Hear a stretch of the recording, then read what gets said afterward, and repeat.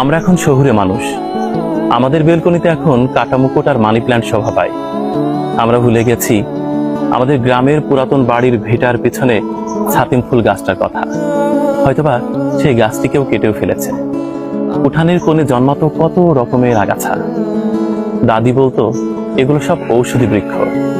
কত রকমের পাখিদের ডাক, হয়তোবা সেই পাখির পরবর্তী প্রজন্ম এখনো আমাদের গ্রামের বাড়িতে ডাকছে।